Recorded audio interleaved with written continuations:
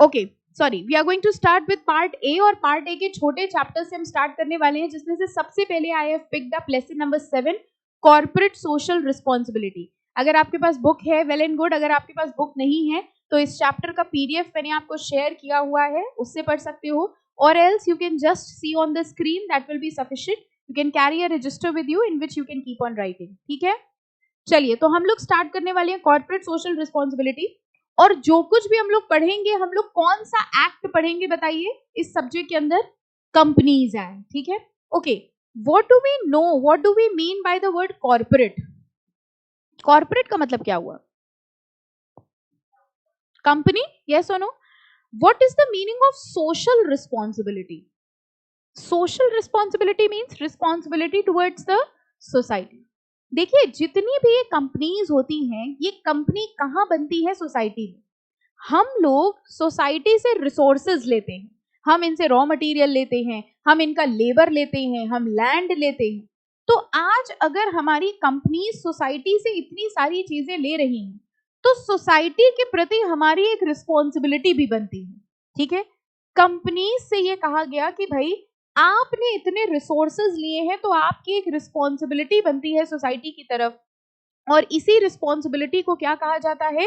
CSR कहते हैं हम लोग, कॉर्पोरेट सोशल रिस्पॉन्सिबिलिटी। यानी हर कंपनी को सोसाइटी के लिए कुछ ना कुछ करना जरूरी है।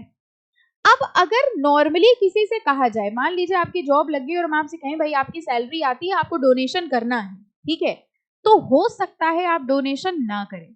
लेकिन अगर ये रूल मैंडेटरी कर दिया जाए, मैंडेटरी मतलब कंपलसरी कर दिया जाए, हमारे कंपनीज एक्ट ने क्या किया? हमारे कंपनीज एक्ट ने जितनी भी बड़ी कंपनीज हैं, उन सारी बड़ी कंपनीज के ऊपर मैंडेटरी कर दिया कि आपको अपने प्रॉफिट का कुछ हिस्सा चैरिटी में लगाना ही पड़ेगा, ठीक है। यानी हमारे कंपनीज एक्ट का एक सेक्शन है जो कि ये कहता है कि जितनी भी कंपनीज हैं, जो बड़ी कंपनी है, जिनका नेटवर्थ ज्यादा है, टर्नओवर ज्यादा है, उनको कुछ अमाउंट कंपल्सरीली लगाना पड़ेगा, किसकी तरफ? सोसाइटी की तरफ। और इसी को ही क्या कहा जाता है? Corporate social responsibility. इस चैप्टर में पहले तो ये बेसिक बताएंगे कि भाई CSR क्या होता है, CSR का मतलब क्या है, फीचर्स क्या है, और फिर हम लोग कंपनीज एक्ट के सेक्शन को रीड करेंगे, ठीक है। तो थ्योरेटिकल पोर्शन थोड़ा कम इंपॉर्टेंट है, लेकिन हम लोग सब रीड करेंगे। ज्यादा इंपॉर्टेंट होगा जहां से कंपनीज एक्ट का सेक्शन शुरू होगा। तो देखिए, सबसे पहले इंट्रोडक्शन बता रहे हैं, what is a CSR, meaning and definition of CSR। देखते हैं मीनिंग क्या है, डेफिनेशन क्या है CSR की। CSR is a concept whereby companies not only consider their profitability। अच्छा, कंपनी बेसिकली किस चीज के लिए बनी है? प्रॉफिट के लिए कि चैरिटी के लिए? कौन सी कंपनीज होती हैं जो चैरिटी के लिए बनती है? Not for profit organisation. Not for profit organisation को और क्या कह सकते हैं हम लोग? Section 8 companies. Why are they called section 8 companies? Section 8 क्यों कहते हैं उनको? क्वेश्चन भी पूछेंगे, सत्संग नहीं चलेगा। ऐसा मत समझना कि मैम आसन में बैठ गई, अब चालू इनका 1 घंटे, ठीक है। यहाँ 2 वे सत्संग चलता है, इधर से भी और उधर से भी। बताइए, सेक्शन 8 कंपनी को सेक्शन 8 कंपनी क्यों कहा जाता है? अच्छा, ये सबको पता है ना कि सेक्शन 8 कंपनीज होती हैं जो चैरिटेबल ऑब्जेक्ट से बनाई जाती है। Why are they called section 8 company? Registered होती हैं कहां पर? Section 8 of which act? Simple सा आंसर था, सेक्शन 8 कंपनीज को सेक्शन 8 इसलिए कहते हैं because they are defined under section 8 of the companies act. यानी कंपनीज एक्ट 2013 का सेक्शन 8 बात करता है उन कंपनीज की जो चैरिटेबल ऑब्जेक्ट से बनाई गई हैं। लेकिन उन कंपनीज को छोड़ के बाकी सारी कंपनीज का मोटिव क्या होता है? प्रॉफिट मोटिव, ठीक है। तो ये कह रहे हैं हर कंपनी का प्रॉफिट मोटिव होता है, लेकिन आजकल सिर्फ प्रॉफिट मोटिव से कंपनी प्रमोट नहीं होती। आजकल आपने देखा होगा ज्यादातर कंपनीज ग्रीन प्रोडक्ट्स लॉन्च करती हैं, ठीक है। ज्यादातर कंपनीज चैरिटीज या चैरिटेबल ऑर्गेनाइजेशंस के साथ भी जुड़ी होती हैं। ये भी एक एंगल है कस्टमर्स को अट्रैक्ट करने का। एक कंपनी है जो सिर्फ प्रोडक्ट बेचती है, एक दूसरी कंपनी है जिसने एक ऐसा एडवर्टाइजमेंट बनाया, save the children, save the trees, ecological, green product. आपको नहीं लगता आजकल कस्टमर्स ऐसे प्रोडक्ट की तरफ ज्यादा अट्रैक्ट हो रहे हैं? और ऐसे प्रोडक्ट महंगे भी होते हैं। आप देखिए एसी भी आजकल ग्रीन एसी चलने लग गए, ग्रीन टेक्नोलॉजी हर चीज में। तो इवन ये नॉर्मल प्लास्टिक बैग है, ये इको फ्रेंडली बैग है। इको फ्रेंडली बैग जो पेपर बैग होगा वो महंगा आता है, लेकिन कस्टमर्स फिर भी पेपर बैग लेंगे। दिस इज द रीजन कि लोग यानी कस्टमर्स ज्यादा से ज्यादा ऐसी चीजों की तरफ अट्रैक्ट हो रहे हैं। इसलिए कंपनीज को लगता है कि भैया सिर्फ प्रॉफिट से कुछ नहीं होगा, हमें सोसाइटी के लिए भी सोचना पड़ेगा। और इसी की वजह से कौन सा कॉन्सेप्ट अराइज हुआ? Corporate social responsibility. So CSR is a concept whereby companies not only consider their profitability and growth, but also the interest of society and the environment by taking responsibility for the impact of their activity.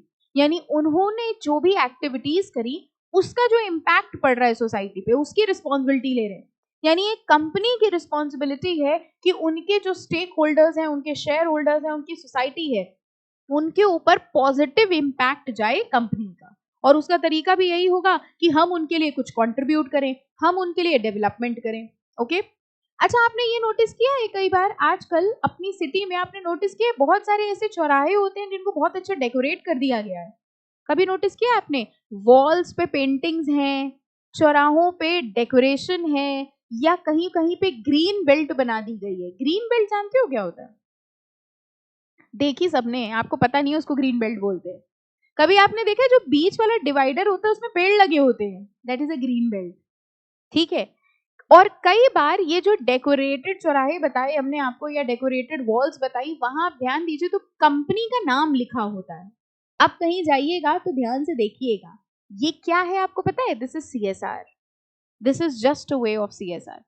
कई बार आपने ऐसे देखा है कुछ companies होती हैं जो camp लगाती हैं, जैसे लेट से ब्लड डोनेशन कैंप लगा दिया, ठीक है, या फ्री बॉडी चेकअप कैंप लगा दिया। किसी कंपनी ने फ्री बॉडी चेकअप, मान लीजिए कोलगेट कंपनी ने कहा कि भाई हम फ्री टीथ चेकिंग कैंप लगाएंगे, ठीक है, या मान लीजिए कंपनी है उसने क्या किया, उसने कहा कि भाई हम फुल बॉडी चेकअप फ्री में कैंप लगाएंगे लोगों के लिए। आपको क्या लगता है वो क्या कर रहे हैं? बड़ी अच्छी कंपनी है मैम, चैरिटी कर रही है? कुछ नहीं कर रही है, वो अपने सीएसआर का कंप्लायंस कर रही है, क्योंकि ऐसा करना उसके कंपनीज एक्ट के हिसाब से मैंडेटरी है। अब आपको समझ में आया? हमको क्या लगता है, कोलगेट कंपनी ने देखो टीथ की चेकिंग का कैंप लगाया। देखो ध्यान से समझिएगा इन कंपनीज का सिस्टम क्या है।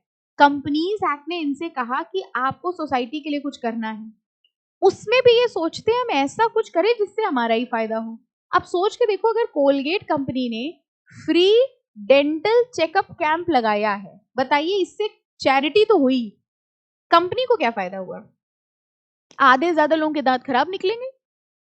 हाँ फैक्ट है, आधे ज्यादा लोगों के दांत खराब निकलेंगे, और वो कोलगेट वाला बंदा बगल में वो पेस्ट लिए बैठा है, ये लो। यानी कंपनी के लिए कंपनीज एक्ट ने कहा भैया तुम्हारे लिए मैंडेटरी है कि तुमको चैरिटी करनी है। उन्होंने कहा ठीक है करते हैं चैरिटी, लेकिन चैरिटी में हमारा फायदा होगा। फिर ऐसा चैरिटी का तरीका ढूंढा, जैसे सफोला कंपनी से कहा गया भैया आपको सीएसआर करना है, आप लिमिट्स में आ रहे हैं, आपको चैरिटी के लिए करना है। उन्होंने कहा ठीक है कोलेस्ट्रॉल चेकअप कैंप लगा दो। अब आपको क्या लगता है, हमारे भारत देश में 90% लोग अबव कोलेस्ट्रॉल हैं। जैसे उन्होंने कहा अबव कोलेस्ट्रॉल, ये लो सफोला। समझ में आया क्या हुआ? प्रोडक्ट की सेल भी बढ़ गई, सीएसआर कंप्लायंस भी हो गया, कंपनीज एक्ट भी खुश, हम भी खुश। This is how the companies go. और आपको पता है कंपनी को ऐसे आइडिया कौन देता है? ऐसे आइडिया देना अपने कंपनी को, कंपनी खुश, लॉ भी खुश। आपने लॉ का कंप्लायंस किया, आपका काम खत्म। आपने कंपनी की सेल बढ़वाई, कंपनी खुश, salary double. This is how the things work, ठीक है। और अगर आप फ्री फंड में कहेंगे अरे लॉ फॉलो कर लो, लॉ फॉलो कर लो, तो आपका मैनेजिंग डायरेक्टर कहेगा तुम्हें हमेशा लॉ की पड़ी रहती है, कंपनी के बारे में सोचो, प्रॉफिट के बारे में सोचो, ठीक है। तो ऐसा तरीका ढूंढ के उनको दीजिए जिससे उनका भी फायदा हो जाए। Okay, so that is what is. जितने भी ये आप देखते हो ना डेवलपमेंट चल रहा है, रोड बना दी, ठीक है, कैंप लगवा दिया, दिस इज ऑल सीएसआर।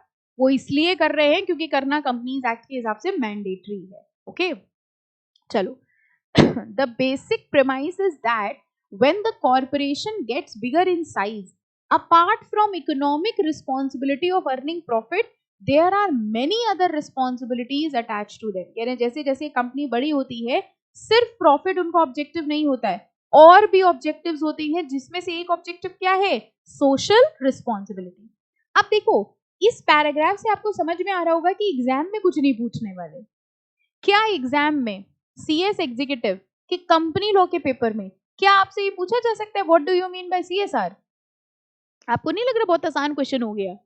ठीक है, तो इसलिए ऐसा नहीं है कि अब आपने इसको याद कर लिया, मतलब समझ लिया सीएसआर क्या है, सोसाइटी के लिए कंट्रीब्यूट करना, that is what is important, but you do not have to learn these line.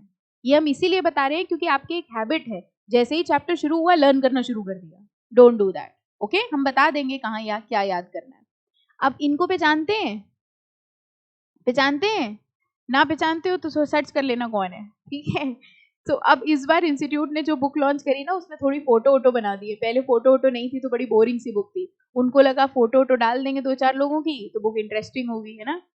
Okay, so corporate social responsibility and corporate governance are inseparably intertwined. I just want to discuss what is the meaning of corporate governance. Can you tell me?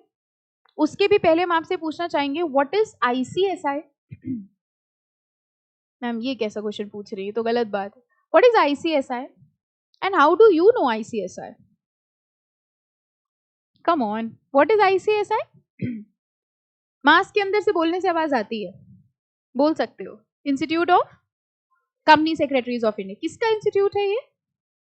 Company secretary का। आप जानते हैं, आप member हैं इसके, फिलहाल student हैं, जब सीएस बन जाएंगे तो मेंबर बन जाएंगे। Okay, do you know what is the vision of ICSI? आपको आपके इंस्टीट्यूट का विजन पता होना चाहिए। हाँ मैम, हमारी बुक में सीएसईटी में लिखा तो था, याद भी किया था। What is the vision of ICSI? Good corporate governance. तो फिर हम मिशन भी पूछेंगे, सोच लो। विजन आपका है कि आपको ग्लोबल लीडर बनना है गुड कॉर्पोरेट गवर्नेंस में, ठीक है? ग्लोबल लीडर बनना है। आपको पता होना चाहिए आपका इंस्टीट्यूट क्यों बनाया गया है, आपका कोर्स क्यों बनाया गया, पता तो हो। आपको फिलहाल इतना पता है मिनिमम 40 मैक्सिमम 50, इसके अलावा हमारी दुनिया ही खत्म। आपके इंस्टीट्यूट का कंपनी सेक्रेटरी का विजन है कि हमें कॉर्पोरेट गवर्नेंस में लीडर बनना है, ठीक है? और आपके इंस्टीट्यूट का मिशन क्या है पता है? उनको हाई कैलिबर प्रोफेशनल्स बनाने हैं जो गुड कॉर्पोरेट गवर्नेंस को प्रमोट करें, ठीक है?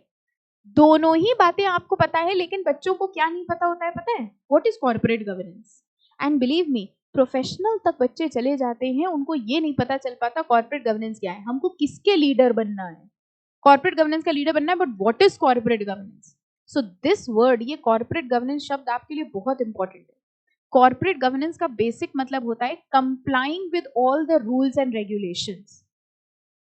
एक छोटी सी बात, complying with all the rules and regulations, ठीक है?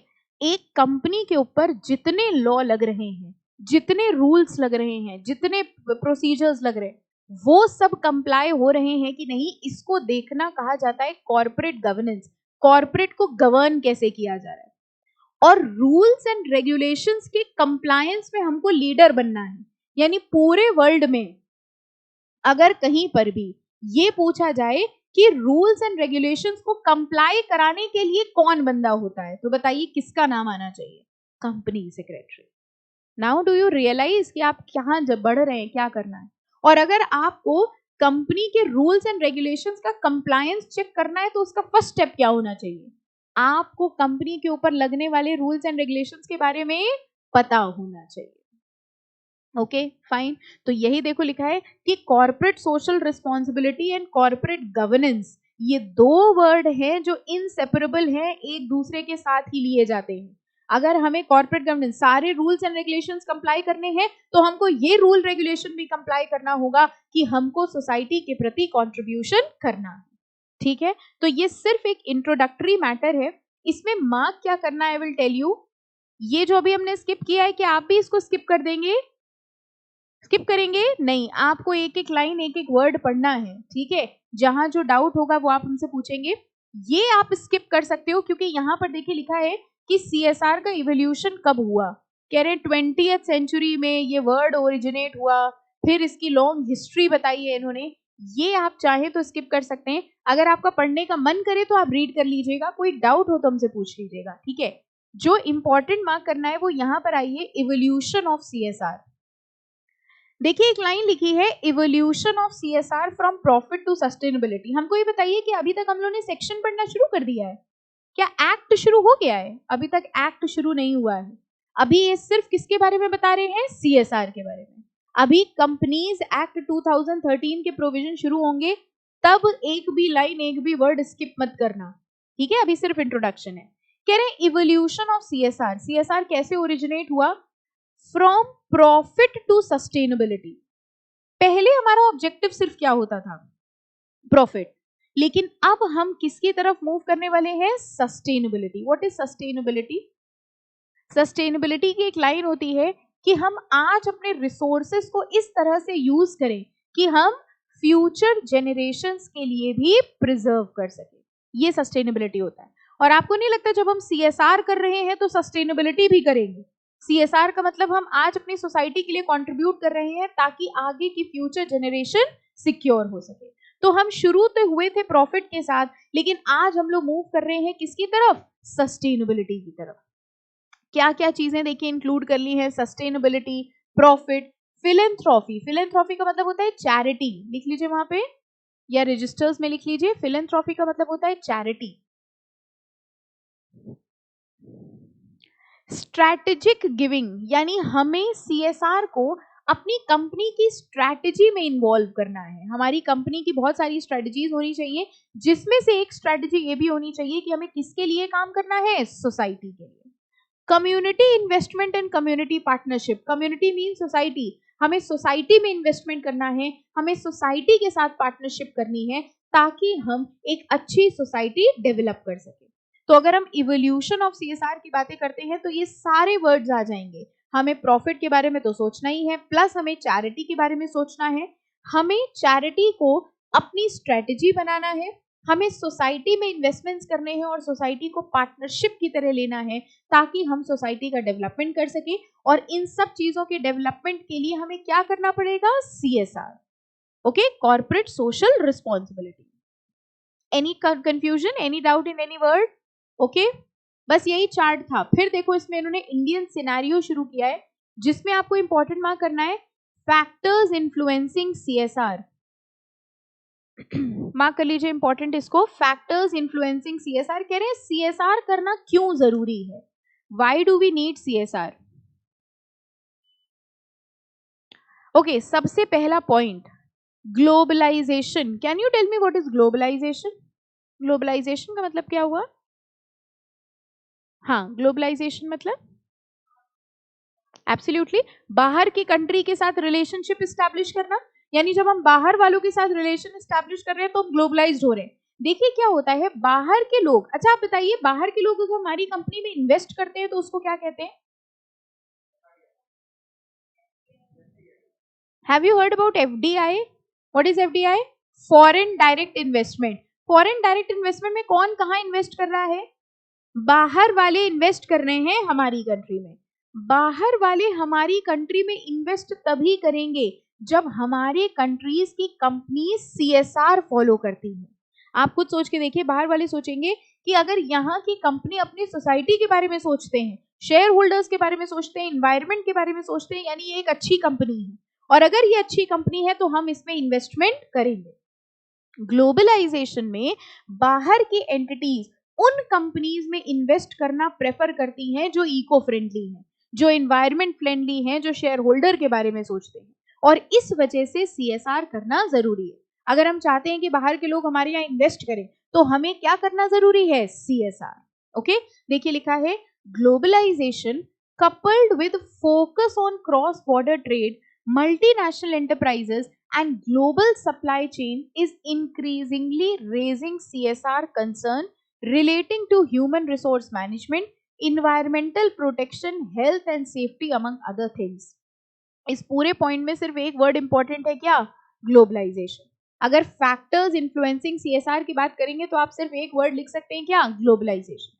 ग्लोबलाइजेशन की वजह से बाहर की कंट्रीज सिर्फ उन कंट्रीज के साथ ट्रेड करना चाहती हैं, सिर्फ उन कंट्री के साथ बिजनेस करना चाहती हैं जो खुद इको फ्रेंडली हैं, जो अपनी सोसाइटी के साथ रिलेशनशिप रखते हैं। और अगर हमारी कंट्री सीएसआर नहीं करेगी, हमारे यहाँ की कंपनीज सीएसआर नहीं करेंगी, तो बाहर की एंटिटीज हमारे यहाँ इन्वेस्ट नहीं करेंगी। ओके, सेकेंड, हमें क्यों CSR करना चाहिए? Government and regulatory bodies, next वाले में इतना मार्क करो, गवर्नमेंट एंड रेगुलेटरी बॉडी। सरकार कहती है भैया CSR फॉलो करो, इसलिए हम फॉलो करते हैं, वरना ना करते। पहला पॉइंट है ग्लोबलाइजेशन, दूसरा है गवर्नमेंट एंड रेगुलेटरी बॉडीज। सरकार ने, आपको लगता है सरकार ने CSR मैंडेटरी ना किया होता तो कंपनी CSR करती? नो। यानी ग्लोबल अथॉरिटीज ने, रेगुलेटरी अथॉरिटीज ने मैंडेटरी किया है CSR। आपको ये भी पता होगा गवर्नमेंट बहुत सारी ऐसी कंपनीज को सब्सिडीज भी देती है जो सोसाइटी के लिए काम करती है। मान लीजिए हमने कहा कि मेरी कंपनी सोसाइटी के लिए काम करने वाली है, मेरी कंपनी गांव में कैंप लगा रही है, मेरी कंपनी गांव को डेवलप कर रही है, ऐसे सारे प्रोजेक्ट्स के लिए गवर्नमेंट भी हमको सपोर्ट करेगा। और गवर्नमेंट हमको क्या प्रोवाइड करा देगा? सब्सिडीज। तो पहला रीजन क्या था हमारे CSR करने का? ग्लोबलाइजेशन। दूसरा रीजन क्या है? रेगुलेटरी अथॉरिटीज, गवर्नमेंटल अथॉरिटीज, इनकी वजह से भी हमको CSR करना पड़ता है। ओके, पूरा पूरा पैराग्राफ याद मत करिएगा, लैंग्वेज आपको डिफिकल्ट लगेगी, ठीक है, सिर्फ हेडिंग मार्क कर लो इसकी। Third, advances in communication technology such as internet. अच्छा, आपने देखा होगा आजकल कोई भी कंपनी या कोई भी पर्सन कुछ अच्छा काम करता है तो भी इंटरनेट में, क्या बोलते हो आप लोग, वायरल हो जाता है ना? और अगर कोई खराब काम करता है वो भी वायरल हो जाता है। मान लीजिए एक कंपनी है जो बहुत ज्यादा पोल्यूशन क्रिएट कर रही है, आसपास के एरियाज को उसने बहुत ज्यादा पोल्यूट किया हुआ है, और अगर ये चीज इंटरनेट में आ जाए तो आपको क्या लगता है बहुत जल्दी जल्दी स्प्रेड हो जाएगी या कहीं स्प्रेड नहीं होगी? कितनी जल्दी उसकी नेगेटिव पब्लिसिटी होती है, और नेगेटिव पब्लिसिटी से कंपनी की गुडविल डाउन हो जाती है। ओके, आपको याद है कई कुछ टाइम पहले मैगी में क्या हुआ था? हाँ मैम, मैगी कैसे भूल सकते हैं, है ना? मैगी में क्या हुआ था बताइए? क्या प्रॉब्लम थी मैगी में? लेड निकला था, है ना? ऐसी न्यूज आई थी कि मैगी में लेड है, और पता नहीं लेड निकला था नहीं निकला था वो तो नहीं पता, न्यूज बहुत आई थी, है ना? और न्यूज देख देख के सबने मैगी खाना बंद कर दिया था। फिर उसके बाद एक और न्यूज आई कि अब सब ठीक हो गया है, फिर हम लोगों ने फिर शुरू कर दिया, है ना? रीजन बीइंग, हम लोग न्यूज से बहुत ज्यादा अट्रैक्ट हो जाते हैं, ओके, और हम लोग उसी को ही सच मानते हैं। आज की सिचुएशन में हमें CSR करना जरूरी है। आप देखिए हमारी सोसाइटी में एक बंदा एक पेड़ लगाता है, उसकी फोटो आ जाती है ना? हमने देखो पेड़ लगाया। This is how you spread awareness, this is the reason. आज हमें CSR इसलिए भी करना है क्योंकि हमें अपनी पॉजिटिव इमेज डेवलप करनी है, हमें अपनी गुडविल अच्छी करनी है। तो ये कह रहे हैं आज कम्युनिकेशन टेक्नोलॉजी इतनी स्ट्रांग है कि cellular phones, internet, personal digital assistant, ये सब इतने ज्यादा हैं, they track corporate activities and disseminate information. Disseminate means spread करना। ये हमारी एक्टिविटीज को ट्रैक करते हैं और इंफॉर्मेशन को स्प्रेड करते हैं। तो अगर एक बेसिक सा टॉपिक देखिए again I am telling you, अभी तक लॉ शुरू नहीं हुआ है। लॉ तब शुरू होगा जब जहां से लिखना शुरू हो जाएगा एज पर सेक्शन। अभी सिर्फ थ्योरेटिकल पोर्शन चल रहा है, और आप इस धोखे में बिल्कुल मत रहिएगा कि कंपनी लॉ ऐसी है, ये सिर्फ ट्रेलर है, अभी पिक्चर शुरू होगी। डरो नहीं, पिक्चर इंटरेस्टिंग होगी, ट्रेलर बेकार है, ठीक है? ये थ्योरेटिकल पोर्शन है, और इसीलिए आई एम सेइंग बहुत कम चांसेस है, नेग्लिजिबल चांसेस है कि एग्जाम में आएगा भी, हो सकता है आ भी जाए, कोई बड़ी बात नहीं, ठीक है? तो इसलिए ये मत सोचिए बस ऐसे ही है कंपनी लॉ, नो। फिलहाल हम लोग किस चीज के पॉइंट्स पढ़ रहे हैं? Why CSR, factors influencing CSR। हमें CSR क्यों करना चाहिए? फर्स्ट रीजन बताओ क्यों करना था? ग्लोबलाइजेशन की वजह से, सेकंड गवर्नमेंटल अथॉरिटीज की वजह से, और थर्ड इंटरनेट टेक्नोलॉजीज या कम्युनिकेशन मीडिया की वजह से। क्योंकि अगर हमने कोई पॉजिटिव चीज करी तो बहुत जल्दी गुडविल डेवलप हो जाएगी, और अगर हमने कुछ नेगेटिव चीज करी तो इमीडिएटली हमारी गुडविल डाउन हो जाएगी। फोर्थ, कह रहे हैं आजकल के जो कंज्यूमर्स हैं वो भी बड़े रिस्पॉन्सिबल हैं। कंज्यूमर्स को भी आजकल ऐसी कंपनीज समझ में आती हैं जो सोसाइटी के बारे में सोचती हैं। वही अभी हमने आपको बताया ग्रीन प्रोडक्ट्स, ओके। कंज्यूमर भी आजकल ऐसी कंपनी के प्रोडक्ट्स खरीदना चाहते हैं जो इन्वायरमेंट के बारे में सोच रहे हैं, ओके। तो कह रहे consumers and investors responsible business practices are demanding more information on how companies are addressing risk and opportunities related to social and environmental issues। 4 points हो गए। पहला पॉइंट बताइए क्या था? किस चीज के पॉइंट्स हैं ये? Factors influencing CSR। क्यों CSR करना चाहिए? फर्स्ट, ग्लोबलाइजेशन की वजह से, सेकेंड गवर्नमेंटल रेगुलेटरी अथॉरिटीज की वजह से, थर्ड कम्युनिकेशन टेक्नोलॉजीज, ठीक है, एंड फोर्थ कंज्यूमर्स।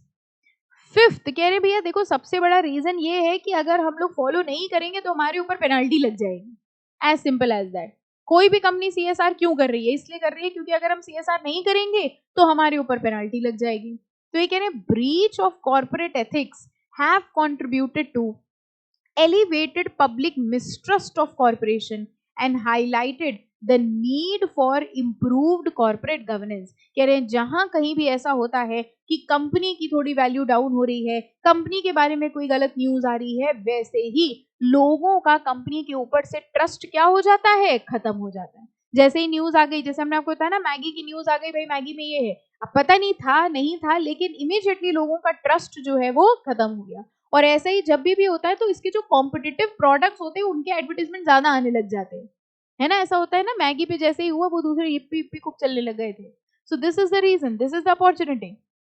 तो हमारे ऊपर पेनाल्टी ना लग जाए, हमारी गुडविल ना डाउन हो जाए, इसलिए हमें सीएसआर करना चाहिए। And last, business are recognising that adopting the effective approach to CSR can reduce the risk of business disruption and open up new opportunities। अगर हम लोग CSR करेंगे तो हमारे बिजनेस को डिस्टर्ब मीन्स बिजनेस बेकार होने के, बर्बाद होने के चांसेस कम होंगे, हमारे बिजनेस का लॉन्ग रन इमेज क्रिएट हो जाएगी, एक गुडविल क्रिएट हो जाएगी, जिससे लंबे समय तक हम अपनी कंपनी को चला सकते हैं। So these are the factors influencing CSR। हो सकता है ये क्वेश्चन एग्जाम में आ जाए, बहुत कम चांसेस है बट हो सकता है। What are the factors influencing CSR? करना आपको ये, जैसे हेडिंग वाइज हमने आपको बताया है, वो हेडिंग लिखना और उसके अंदर 2-3 लाइन में अपने वर्ड्स में लिख देना, ठीक है? इसकी टफ लैंग्वेज अगर आप याद कर सकते हैं, अगर आप हैं रजनीकांत, बहुत सुपर नेचुरल पावर्स हैं, go ahead, I will be very happy. लेकिन आई थिंक इसको याद करना उतना इजी नहीं होगा, इसलिए आई थिंक इतना याद हो जाएगा ना कि ग्लोबलाइजेशन के लिए है या कंज्यूमर इंटरेस्ट के लिए, इसके अंदर आप अपनी लैंग्वेज में आंसर लिख सकते हैं। Okay, so we have how many points? 6 points we have. Factors influencing CSR, first बताइए क्या था? ग्लोबलाइजेशन के लिए, सेकेंड गवर्नमेंटल अथॉरिटीज के लिए, third internet technology communication technology, fourth किस लिए? कंज्यूमर्स की अवेयरनेस के लिए, फिफ्थ पेनाल्टी से बचने के लिए, डिस्ट्रप्शन से बचने के लिए, and sixth long run business चलाने के लिए we need to follow CSR. समझ आ गया एक topic? Any doubt in this? ठीक है, इसके बाद भी घर पे आराम से एक एक लाइन रीड करना and please ask as many doubts you have. Doubts पूछने में बिल्कुल भी संकोच मत करिएगा। अगर आप क्लास में नहीं पूछ पा रहे हैं, आपको लग रहा है भरी क्लास में हम कैसे पूछेंगे, बड़ा डर होता है आपके अंदर, हम कैसे बोले, सब हमको देखने लग जाएंगे, ठीक है? पहली चीज तो हम आपको बता दें, अगर आप डाउट पूछते हो ना, इससे कोई आपको बेवकूफ नहीं, उल्टा इंटेलिजेंट समझता है। दूसरे लोग डरे हुए होते हैं, देखो कितना अच्छा डाउट पूछ रहा है, आपको लगता है, ठीक है? दूसरी चीज, अगर फिर भी आप क्लास के अंदर हिम्मत नहीं जुटा पा रहे हैं तो आप क्लास के बाद आके पूछ लीजिए। अगर आपको तब भी लग रहा है तो आप हमें व्हाट्सएप करके पूछ लीजिए। आपको लग रहा है नहीं तब भी हमें और डाउट है, व्हाट्सएप पे वॉइस नोट का एक ऑप्शन होता है, ठीक है? तो उसमें पूछ लीजिए। तब भी आपको सेटिस्फेक्शन नहीं हो रहा है, हमें एड्रेस दे तो हम घर आ जाएंगे, और क्या, थोड़ा चाय पानी एक्स्ट्रा लगेगा और क्या, ठीक है? तो हमको घर बुला लेना, हमारे घर मत आना, हम आ जाएंगे जहां बताओगे। मैकडी बोलो, मैकडी चले, ऐसा क्या है, ठीक है? तो जहां आप चाहें, जितने डाउट्स पूछना चाहें पूछ लीजिए, बिकॉज जब तक आप पढ़ रहे हो ना तब तक डाउट पूछ सकते हो। The day you will become a company secretary, आप तब किससे डाउट पूछोगे? वरना लोग क्या कहेंगे, तो तुम सीएस हो, तुम्हें नहीं आता। तो अभी जितने डाउट पूछने पूछ लो। सिलिएस्ट डाउट आप पूछना चाहते हैं, मैम इस वर्ल्ड का मतलब क्या? मैम ये नाव लिखा है, नाव का मतलब क्या हुआ? पूछ लो, कोई शर्म की बात नहीं है, पूछ लो, कोई दिक्कत नहीं है, ठीक है? Any doubt? अभी तो नहीं है फिलहाल, घर पे पढ़ना तो डाउट होगा। अच्छा, एक टॉपिक हम आपको देंगे पढ़ने के लिए, ये प्रिंसिपल्स हैं। अब देखो यहां से टॉपिक क्या शुरू हुआ? CSR under Indian legislation. Can you tell me what is the meaning of the word legislation? Legislation is law. कह रहे हैं लॉ में, अब जरा अब देखो धीरे धीरे बढ़ रहे हैं लॉ की तरफ। कह रहे हैं सीएसआर का इंडिया के लॉ में क्या रोल है? कह रहे हैं हमारी कंट्री में एक गाइडलाइंस बनाई गई थी, नेशनल वॉलेंट्री गाइडलाइंस, ये बनाई गई थी। आपको पता है पहले सीएसआर हमारी कंट्री में मैंडेटरी नहीं किया गया था, ऑप्शनल किया गया था, वॉलेंट्री, कि भाई जिसको मन हो चैरिटी कर दो, जिसको मन हो चैरिटी ना करो।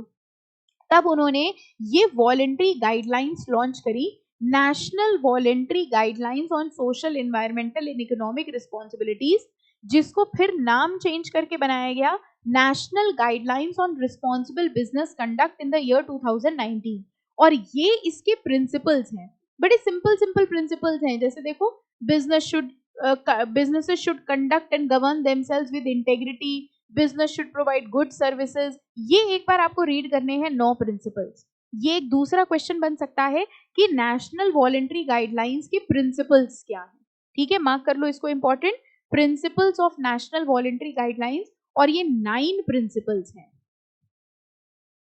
ठीक है, these are the 9 principles of national voluntary guidelines. 2 question अभी तक हमने आपको बताया जो आपसे पूछे जा सकते हैं। पहला था फैक्टर्स इन्फ्लुएंसिंग सीएसआर, हमें सीएसआर क्यों करना है, और दूसरा what are the principles of national voluntary guidelines, जिसके ये 9 पॉइंट्स हैं। अब आपको करना ये है, पहले तो यहां तक का पोर्शन जितना ऊपर से है वो आपको पूरा रीड करना है। ठीक है, अभी क्योंकि आप फोन से पढ़ रहे हैं तो आपको एक रजिस्टर रखना है, और जो भी इंपॉर्टेंट लाइन आपको मिले आपको उसको नोट्स बनाते चलना है। ठीक है, फाइन। और ये 9 पॉइंट्स आपको रीड करने हैं। इसमें किसी भी वर्ड में, किसी भी लाइन में आपको डाउट होगा वो हम लोग नेक्स्ट लेक्चर में डिस्कस करेंगे। ठीक है, ये 2 क्वेश्चंस मेन इंपॉर्टेंट है। और अब अगर आप देखो तो यहां से स्टार्ट हो गया है हमारा एक्चुअल लॉ। ये देखिए, कंपनीज एक्ट अब शुरू हुआ है, CSR under companies act. And very important, CSR का जो सेक्शन हम लोग पढ़ेंगे वो कौन सा होगा, 135। From here law will be starting, actual company law will start. तो जरा बताइए सीएसआर का कौन सा सेक्शन है कंपनीज एक्ट के अंडर, 135। तो हम लोग ने आज सिर्फ एक इंट्रोडक्टरी पोर्शन पढ़ा सीएसआर का। ठीक है, हम लोग ने सबसे पहले तो स्ट्रेटजीज देखी थी अपनी, फिर हम लोग ने सीएसआर के बारे में पढ़ा। कॉर्पोरेट गवर्नेंस वर्ड का मीनिंग आपको समझ में आया, what is corporate governance, complying with the rules and regulation. CSR के बारे में पढ़ा, CSR means responsibility towards the society. Okay, फिर हम लोगों ने 2 इंपॉर्टेंट चीजें पढ़ी जो एग्जाम में भी आ सकती है। पहला क्या पढ़ा था, फैक्टर्स इन्फ्लुएंसिंग सीएसआर, जिसमें कितने पॉइंट्स थे, पहला पॉइंट क्या था, ग्लोबलाइजेशन के लिए सीएसआर करना है, दूसरा गवर्नमेंट के लिए सीएसआर करना है, थर्ड किसके लिए, हाँ, एडवांसेस इन कम्युनिकेशन टेक्नोलॉजी के लिए करना है सीएसआर, फोर्थ